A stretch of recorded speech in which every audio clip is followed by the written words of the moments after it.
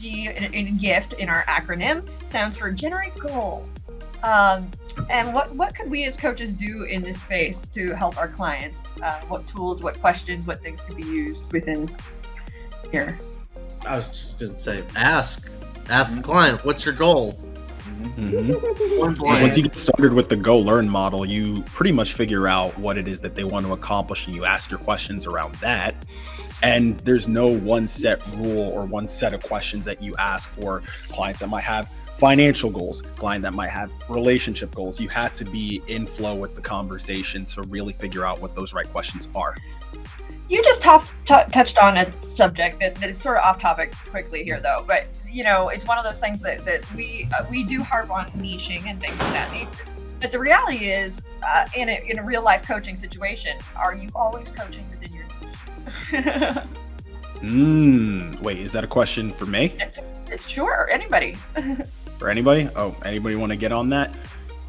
That is a great question. I know, as much as you want or try to like keep it within your niche, everything overlaps with each other, and pretty much a person, if you're coaching someone just on, let's say, financial goals, their personal goals, their family goals, their spiritual and wellness goals are gonna get all mixed up in there sometimes, and it's almost unavoidable, and you're probably shooting yourself in the foot trying to stop that from happening. Right. I think in this space it's important to ask. We already mentioned that, but ask again and ask again, because we do want to clarify those goals, just kind of like what Anthony said. The niche kind of gets them in the door, but once you ask, usually what they come in for typically isn't really what they're going to end up working on. So asking again is a really good way to dig deeper and getting to what their actual goals are. Yeah. Think about the gift, the G, the goal that we're talking about, but living in the goal of the moment, not just thinking about it as a future direction, but in that moment. How can you be living your goal now so that you're really working in that space of owning how you want to operate, how you want to continue, how you want to grow? So if I have a goal, I'll tell you how I cannot be living in it.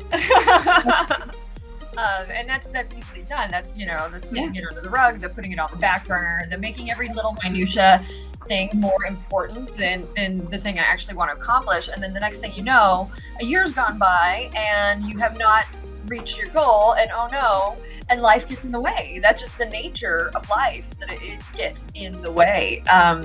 So you have to structure life to reach your goals and to make it a priority. And so that means making it a priority, making the time for it, finding that focus, finding that, and making it more important than life, I guess you could say.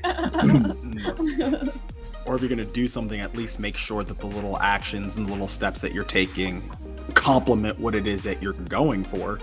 Because a lot of people like to set goals in the name of setting goals that have absolutely nothing to do with what they're trying to do. So a year later, they're like, but I've done all this stuff.